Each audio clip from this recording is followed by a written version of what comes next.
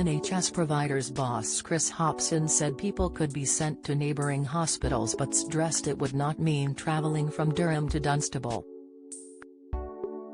He also wants to cut the number of outpatient appointments following surgery. Mr. Hobson said, "There is a moral obligation on trusts and their leaders to make sure that they do everything they can, no stone unturned, to get through those care backlogs. What we're working on at the moment is a really comprehensive plan to get through those backlogs as fast as possible. And some of it will be all the traditional things that we do, which is, we will expand temporary capacity, we will ensure that we use overtime as much as possible, we will ensure that we use the capacity that sits in the independent sector. But I think we recognize we need to go further, and that's why, some of those radical ideas, we are considering and looking at them."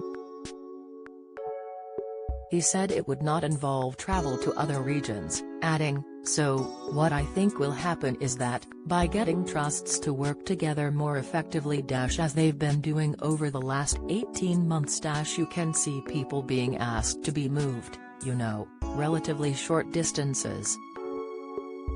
On cutting outpatient appointments, Mr. Hobson told Times Radio yesterday, "Our clinicians manage clinical risk and nobody is going, basically, to suggest to a patient who might have a risk, 'Oh, no, we don't need to see you,' off you go, and actually, we'll only see you if it turns into an emergency. That is absolutely not what's going to happen.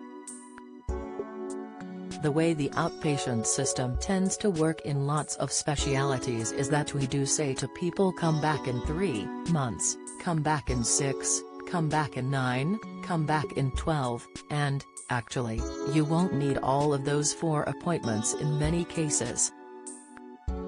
And moving towards a system where you can give patients the opportunity to say, "Actually, I'll only do the 6, but if I've got a problem at the 3 in the 9-month period, I know I can get hold of you."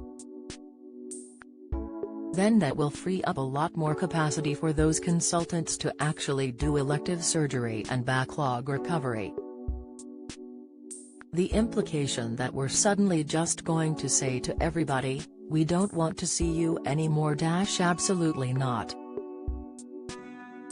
It will be risk-based, as it always is, and that's what our clinicians are brilliant and they're really good at, identifying when they need to ask people to come back. See the latest COVID vaccine stats below and visit in your area for all the COVID vaccine latest.